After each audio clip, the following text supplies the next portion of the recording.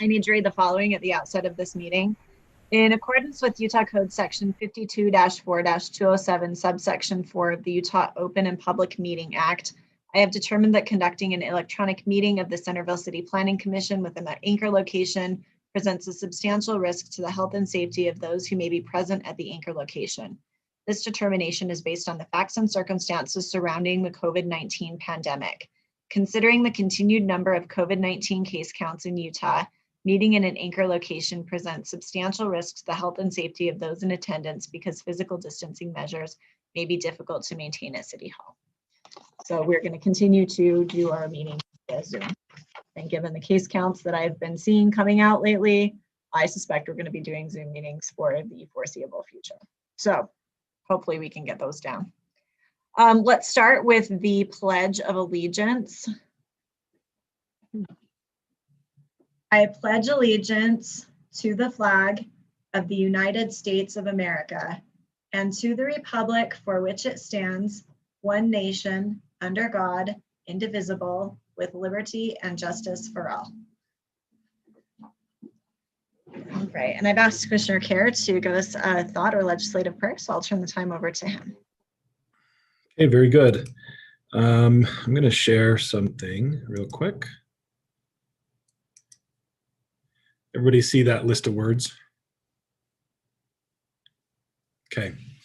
So there are fun words out there in the world, words that you might not think exist, that you might wonder why was that word ever created?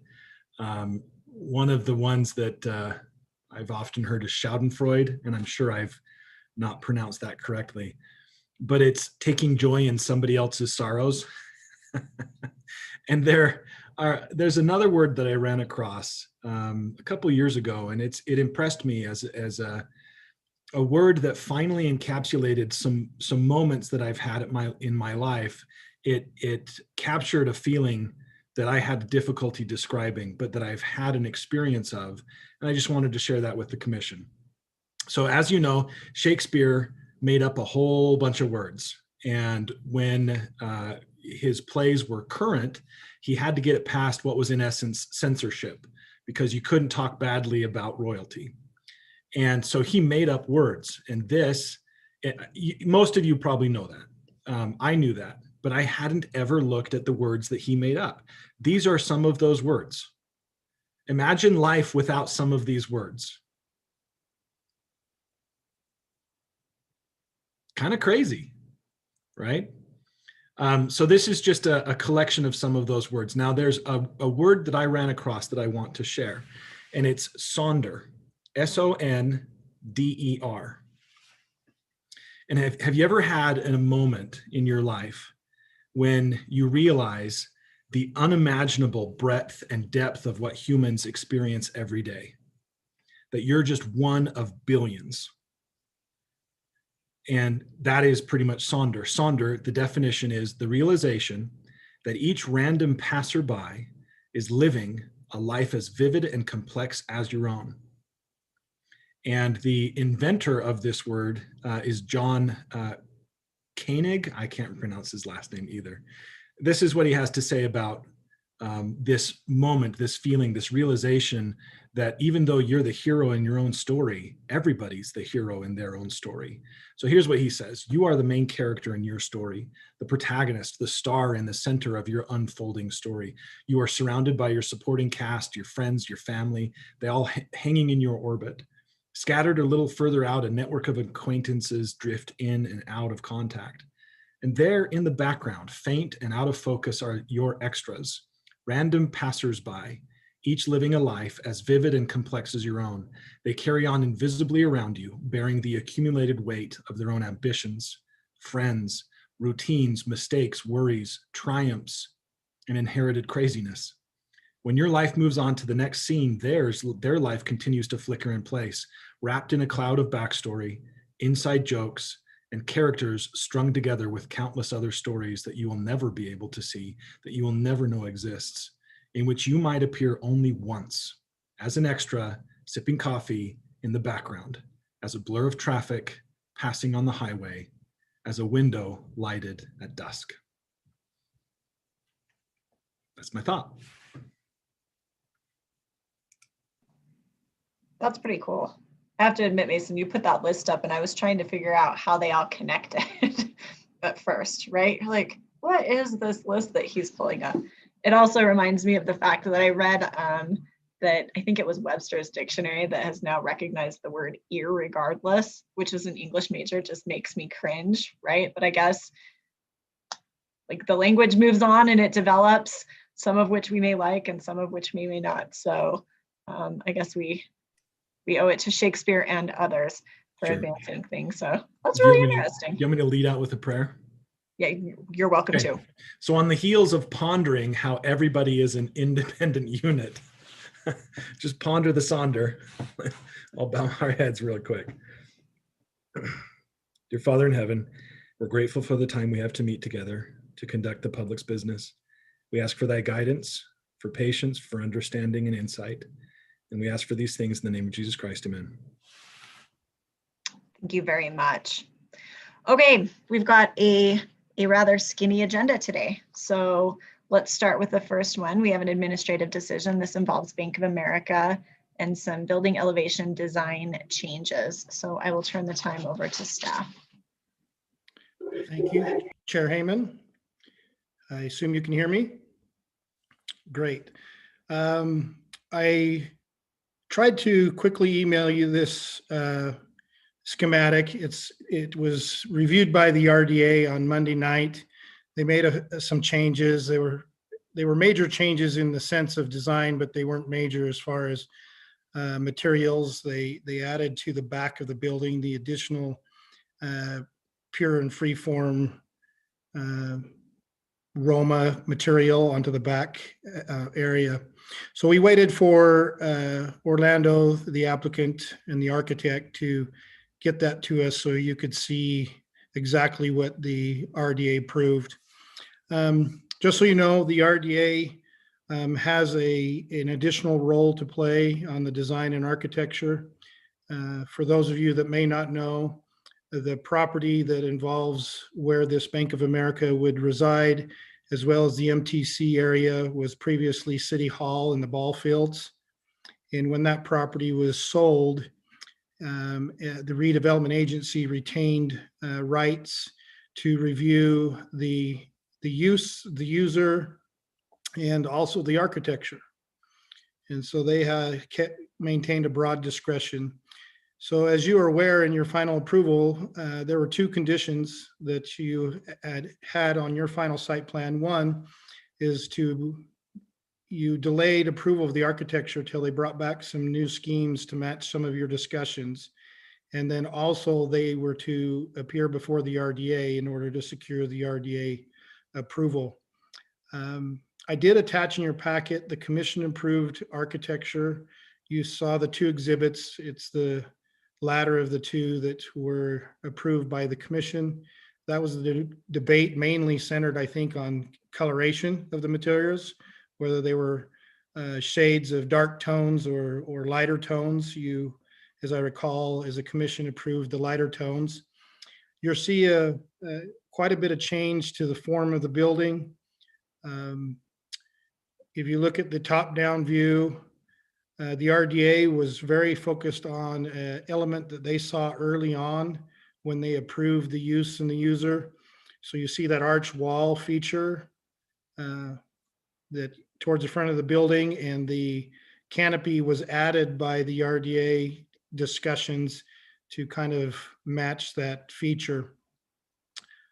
And so you see a fairly significant change. This exhibit may not show if you look at the taupe flagstone, this exhibit is a little bit washed in the print.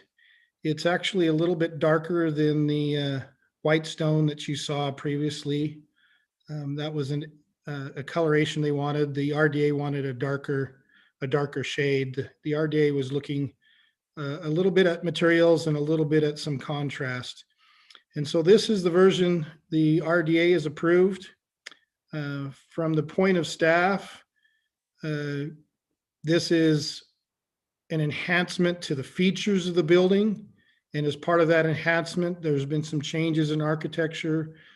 but from our viewpoint, it is still compliant with the Parish Lane design guidelines.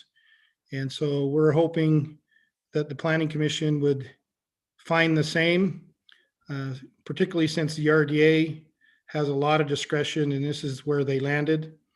But at the same time, they need to get your approval under that condition because you maintained the right to review the colors and materials. So unless you have questions, I'll let you ask the questions or turn some time over to Orlando. I think he is with us tonight and he can describe to you what anything that you have questions on too. Thank you, Corey. Does anyone have any questions for staff? If not, Question, Chair Heyman. Corey, did we lose any stalls, add stalls on the site plan with any of these changes? No, I don't believe so. Orlando can verify, but I don't, the footprint is the same footprint. That's what I was guessing, but I thought I'd just ask if we were a few stalls here.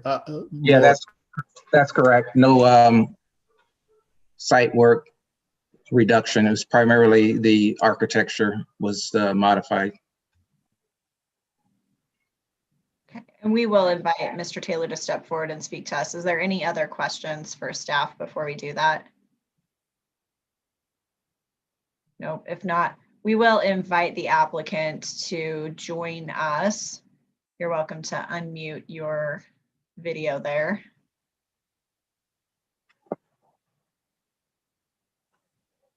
Great, we've got Mr. Malberg and Mr. Taylor.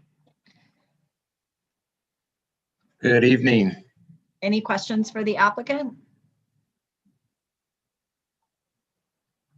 I'll ask, just because before it looks like you guys were pretty set on doing something in gray tones. This version that you guys have sent back is much more in the brown tan sphere, which I personally prefer. I think that it is more harmonious with the surrounding area. What was your thought process behind switching from the grays to this more earthy brownish colors?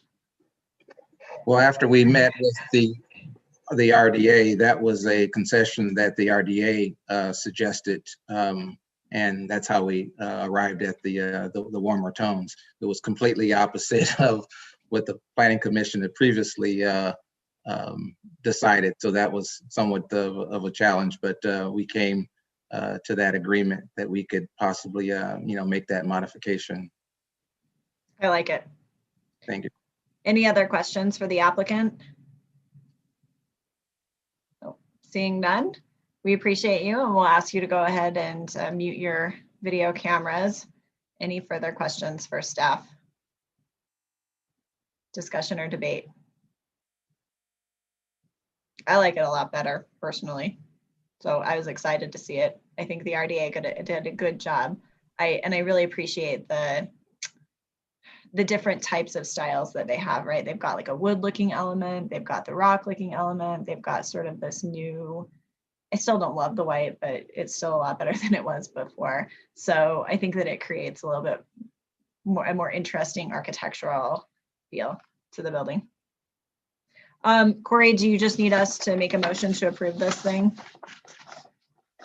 Yes, we just want to make sure we comply with that condition that you previously put on the site plan, that they bring the materials back to you for your sanction.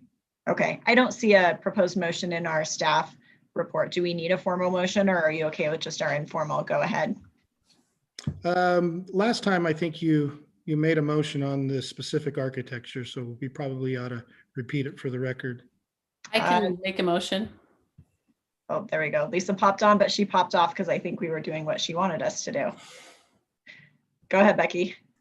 I hereby make a motion for the Planning Commission to approve the revised building elevation design with the color and material changes submitted on October 26, 2020 with proposed reason for action that it follows the Parish Lane design guidelines and is consistent and congruent with surrounding properties.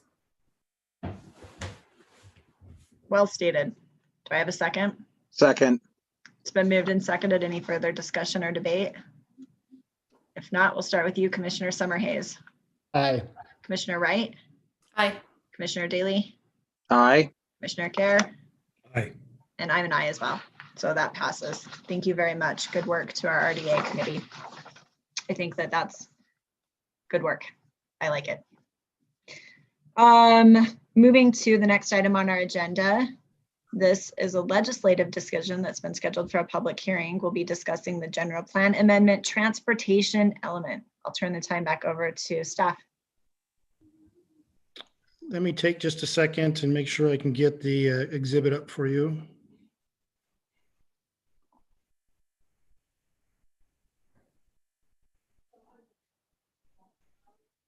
Okay, you should have this in your packet. Now you're seeing the concepts before you that are taking ideas that we developed and moving them into the format and the language of the general plan, setting the goals and setting the policies associated, which you previously discussed.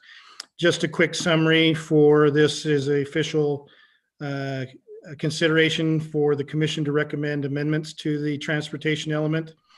And so in preparation of any hearing and those participating, we are required under our state statutes to take a look at our transportation plan. And given the situation of the city and the transportation features and elements that are located in our city, we have a general responsibility to just look at our transportation plan, coordinate that with our future growth and our housing, with a particular focus on the moderate income housing needs of the community. And this is due by the December 1st of 2020. And so that's why the Planning Commission has been working on these amendments to discuss how we might better coordinate the transportation plan. A quick summary of how we're looking to coordinate our transportation plan is in our moderate income housing plan. The city has selected a few strategies to consider, and those strategies focus primarily around looking at the possibility of allowing accessory dwelling units in the city. We also have looked at accessory apartments in past discussions for our commercial areas. And then we have another strategy in the moderate income housing plan is to look at other options that might be feasible to encourage a variety of housing. And one of the elements selected by the Planning Commission to coordinate is using a flexible lot design, particularly for properties that might be located along a corridor that are underutilized, but are in a historic pattern or a configuration that makes it difficult for them to exercise maybe the density that the base zoning would apply to them. So those are a summary of the policies. We're transferring those into the language of the general plan. And so it focuses on where we might look at owner-occupied accessory dwelling units, where we might look at accessory apartments, and the idea that we ought to move forward with our goal to create a flexible lot overlay ordinance and apply that to the corridor as well. What I think is important for the Planning Commission to debate is the selected corridors. I think we've, as staff, looked at the accessory dwelling units, and we picked some of the major corridor areas of the city to consider that, as well as the list of transportation routes, which also sometimes match our existing major arterial and collector corridors. I think that's something that you should debate on. Is this too broad? Is this too narrow? Is this just right, for lack of better terms? I think you also ought to look at the accessory apartment units. We had focused our last discussion particularly around the South Main Street corridor, because we've had past discussions with this legislative body about allowing some type of accessory apartments to supplement the use for the commercial in that corridor and to help that corridor thrive. Since then, I went and reevaluated our corridors. So I've added in the language our south frontage road. This would be basically where we would have Renegade Sports to the south city limits. We have some small commercial in there. We have some commercial that is really been industrial in the past. The old Masco building south of Porter Lane is uninhabited and vacant right now and may redevelop. So I thought adding South Frontage Road might be something to discuss as an additional corridor for accessory apartments, but by no means do you have to abide by that. But I thought we would at least point that corridor area out. And then the last one is the flexible lot overlay.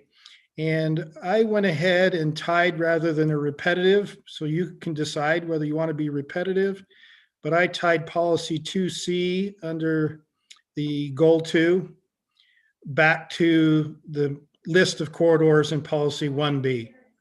And so I think that's why it's important that you discuss these corridors. I feel that they could match because not everybody may choose to do accessory apartments, not accessory apartments, accessory dwelling units. But somebody who's not choosing to do accessory dwelling unit might want to do a flexible lot ordinance.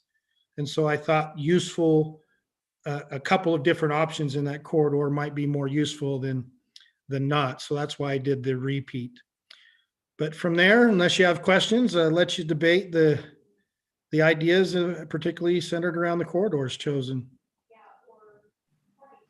Thanks, Corey.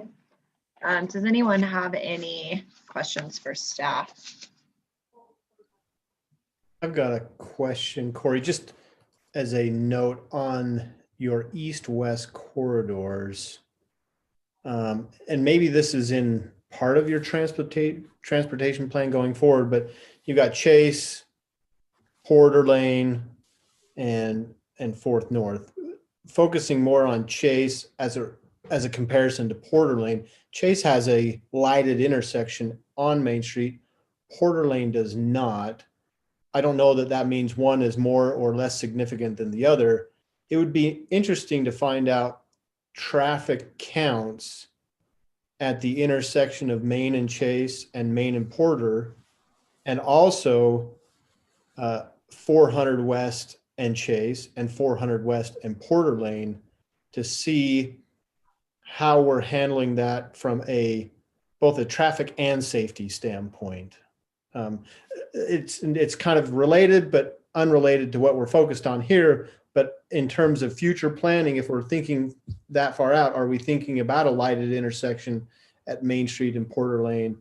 Are we thinking about a little safer crossing, both either on Chase and 400 West as well as Porter Lane and 400 West? That's just my first thought, as I'm looking through this. Oh, I think those are good discussion points and ideas now as well as into the future. A little bit of history. I can't give you exact numbers. Main Street is a UDOT road, so the numbers that you're requesting are easily obtained by the daily counts that UDOT does, and we certainly can provide those counts for you. The reason that's also important to point out is that UDOT, that I'm aware of, has not planned a light at Porter Lane in Maine that I'm aware of, but I can check with our city engineer and see if he has heard any transportation improvements that may be needed there. So I'm not saying there's not one, but I'm not by general aware that there's a need or a want for a light there. The 400 West is harder because they're local streets. What I can give you is maybe a little bit of a historic, not so much at Chase Lane. I think we'd have to do a count. We'd have to do our own counts at Chase Lane. But if you recall the FOCA property or the Porter Walton townhomes that were controversial a couple of years ago, well, I'm saying a couple because I'm having a short memory, but it seems like it's probably more than a couple. There was a study performed, and again, it's a little bit dated, but I think it probably still fairly relevant and would find the same. There was a concern of whether the intersection at 400 West and Porter needed a light, and the traffic study came back and said the function and capacity of that intersection is okay with the addition of those townhomes. It was the commercial and the Bolano Way that actually is where the greater need for future traffic improvements. And so there was a study that called Bolano Way and 400 West probably may need a local light. But again, that would be the city deciding when and where to put in that light, because that would be the only other light. Let's see. We own one light. I don't remember where we own one light. Is it 400 East? It's 4th East and Pages. I think that's the only light that we own. And so the Bolano Way, if we installed one at some point in time, would be the second light in Centerville City. But I don't know that it warrants it yet for a light, but that's where the traffic study indicated it. If there was a problem, that's where it would be. But yeah, I think those are good points. I wish I could give you numbers right now, but I certainly can come back with some of them for you. Thanks. I had a question / comment. I know we discussed the viability of these proposals with the city council, and I'm wondering, I know we haven't really talked about this, but I wonder if specifically in like the apartment, accessory apartment units, I wonder if there's a way that we can encourage longer term leasing on that. I know that in other places, if certain areas, if you do less than a year contract, there's like a fee associated with like a short-term rental type of thing. I don't know if that's something we'd want to add to this or something that the Planning Commission would be interested in talking about, just mainly to allow flexibility for owners to actually still rent their property. But when they do it, we're trying to encourage a type of rental, which would be a longer term rental, so that there was less turnover and less in and out in our city. I don't know if that's something to even talk about or consider.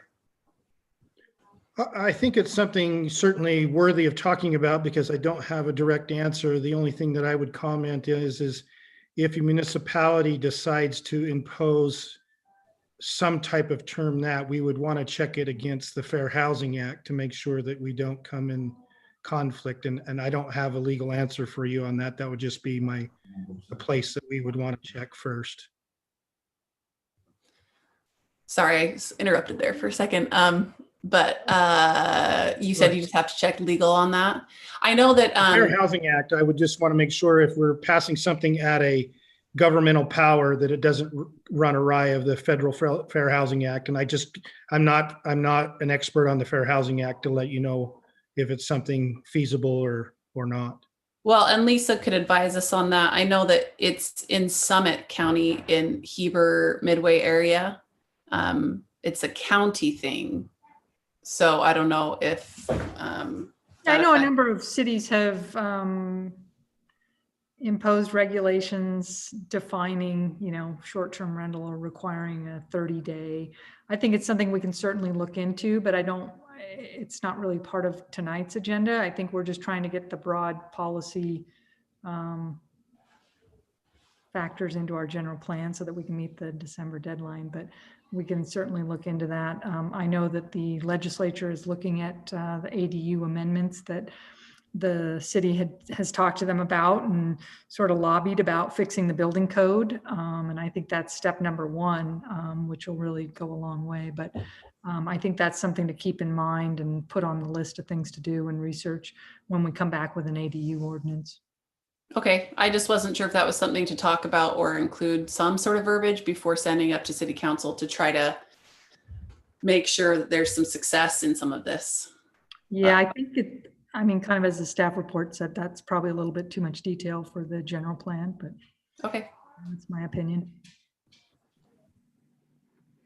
Any other questions for staff before we open it up for a public hearing? If not, this has been scheduled for a public hearing, so we'll take the opportunity to open a public hearing and invite any member of the public who wishes to speak to this matter to come forward.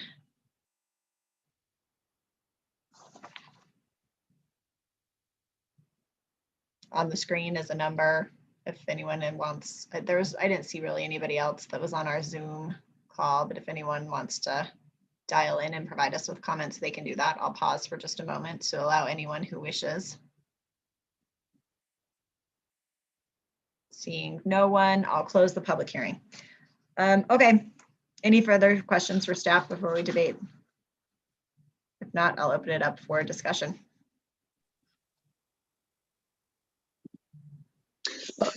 I'll go. I'll start. So I think that this is, it's just like what we talked about a couple weeks ago when we were kind of throwing out some broad goals and ideas. And, again, this is just kind of a high level policy type of a discussion.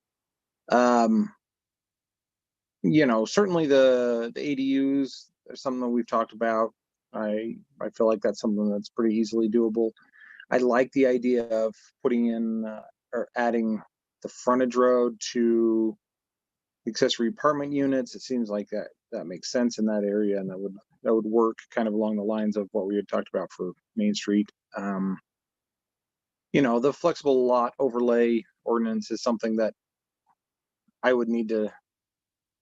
we definitely need to talk more about that when it comes time to actually crafting the ordinance for that type of stuff. But I like the idea. The only change I would add is on line policy, or where it says policy 1A, as the city develops. We just need to make sure there's an S on develops. Just a little minor typo. That's all I got. Anyone else? I'll just say what I said last time. I think these are some good solutions to start talking about. I hope we can flesh them out a little bit more and maybe have further discussion about details at a different time. Yeah, Spencer, I'll just talk briefly with regard to the Porter Lane. That is a pretty busy intersection. I mean, that takes a lot of at least from what I see. I mean, I live on the south end of the city, and it's the easiest, fastest shortcut way to get through to the other side. So to me, that one made sense. The only one that gave me pause was the South Frontage Road, which admittedly I looked at and went, where is he talking about? But now that Corey explained it, I think it makes sense. So just as a clarification, since Spencer brought that up, is this, did you bring that up sort of just as a part of this discussion? I'm trying to figure out, because this is the transportation. I mean, this is alternative transportation planning coordination. I just brought it up so that we're aware that there is a major east-west arterial that's being defined by staff at Chase Lane. So I was just trying to get a better understanding from staff how they see the differences. And from what I can hear from Corey, the big difference is one is a city road and one is a UDOT road that we don't really have as much control over. But I guess that doesn't take away the point that they're being kind of, at least in this initial blush, being defined as a major east-west connection point. And for us to keep that in mind as we think about development and plans around those or affected by those arterials. That's the only reason I brought it up. Okay.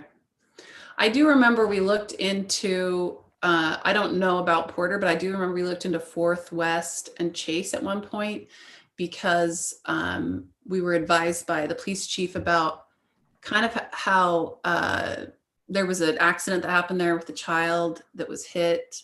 And they've talked about how that doesn't really line up where it starts going north and then the actual intersection and then keeps going. It's like a weird jut. I remember him talking about that. I don't know if that affects east-west stuff long-term or whatever, but I do remember him having a discussion about that as being kind of a weird intersection as well.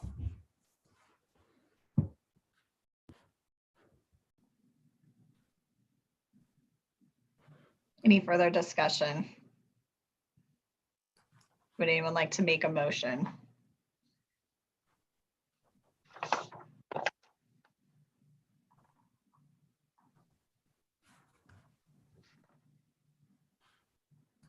I will lead off then. I'll make a motion to recommend an approval to the City Council of the drafted amendments as proposed in the staff report attachment regarding the city's transportation element for suggested reasons A through E in the staff report. Second. It's been moved and seconded. Any further discussion or debate? If not, we'll start with you, Commissioner Wright. Aye. Commissioner Kerr. Aye. Commissioner Daly. Aye. Commissioner Summerhays. Aye. And I'm an aye as well. Good job, staff. I think we're headed in the right direction here. We'll see what the City Council thinks. All right, moving right along. We had a PDO amendment for Legacy Crossing that was tabled to our next meeting. So next up is the Community Development Director's report, and I'll turn the time back over to staff.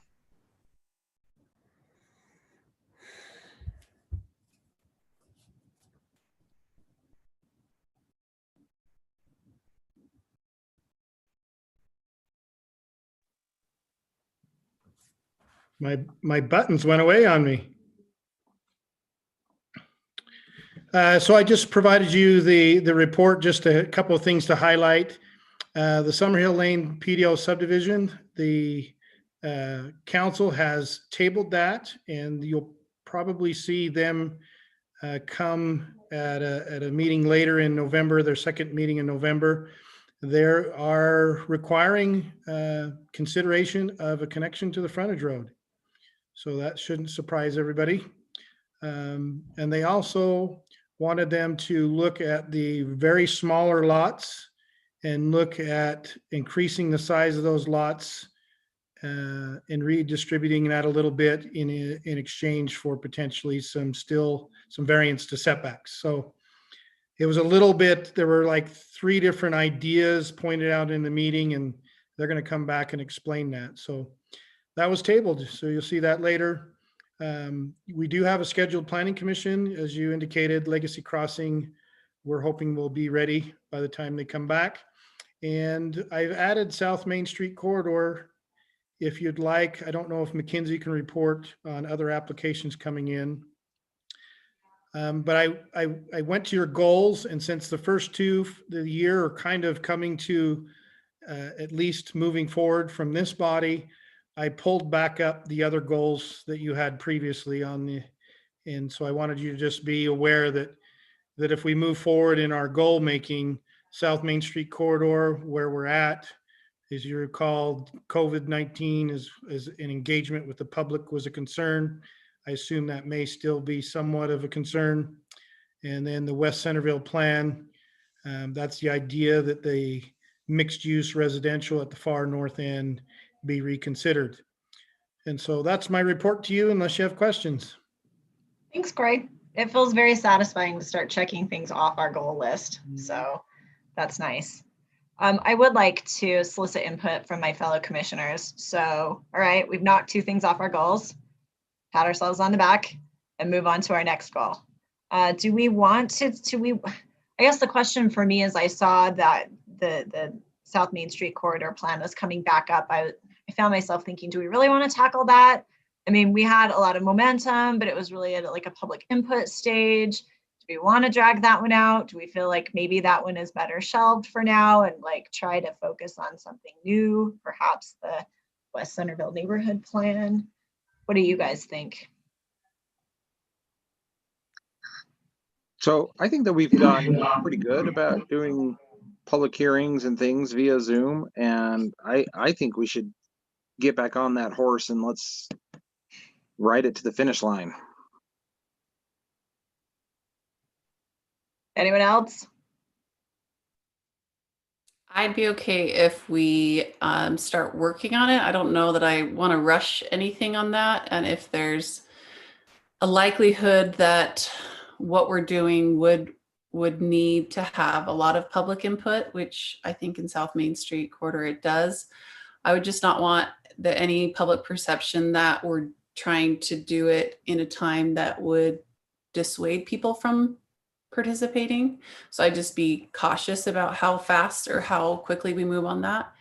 I also think it would be something, it's not on our goals, but we've talked about the parking. I keep bringing it up, but we have parking modifications a lot. And I don't think it would be too difficult to just tackle that the last part of the year and say, if this really is something that we still, think our parking ordinance is, requirement is good, then we're good. And we can look at that and be like, yeah, keep going. But if it's not, then it might be something that could easily be addressed.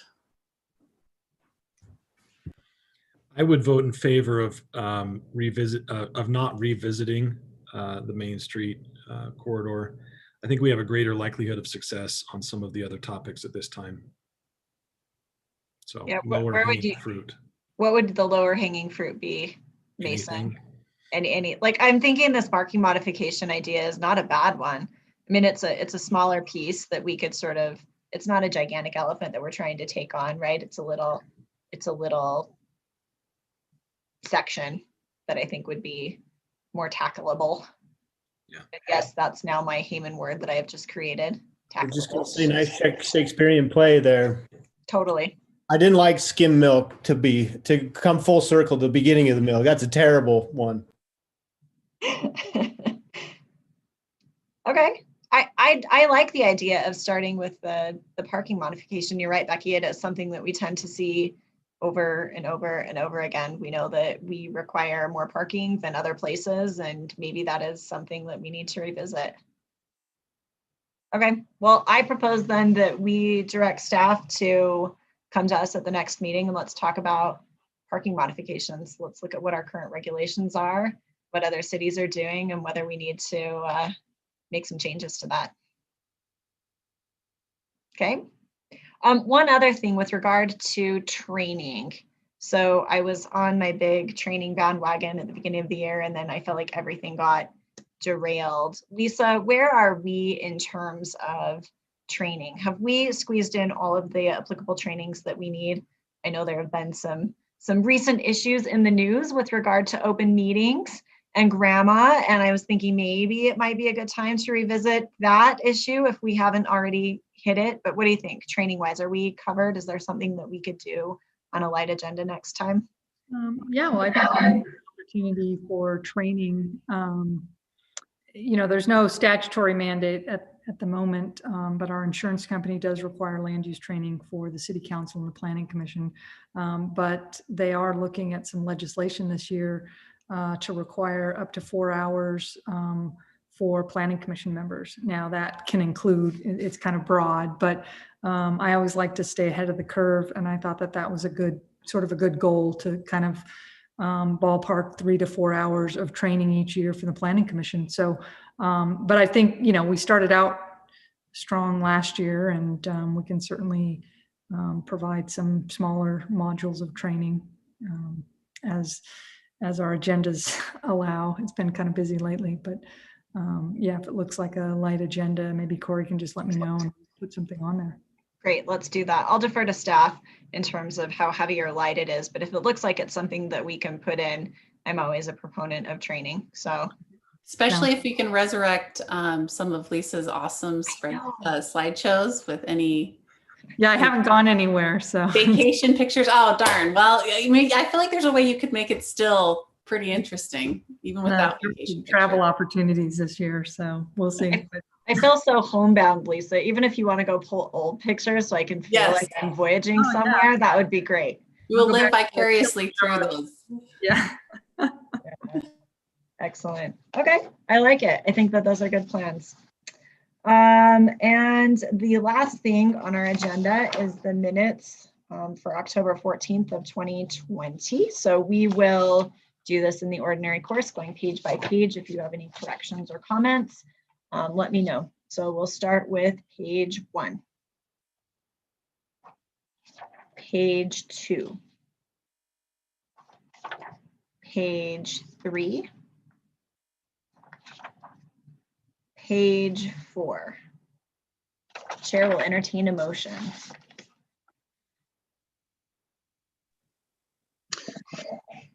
I got it.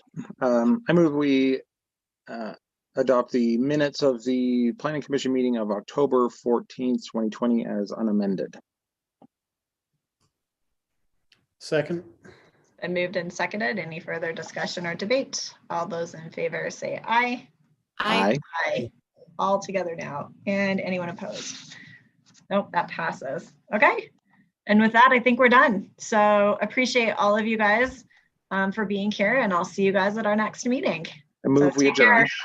Oh, do we have to adjourn? Do we have to move officially? I second it. It's been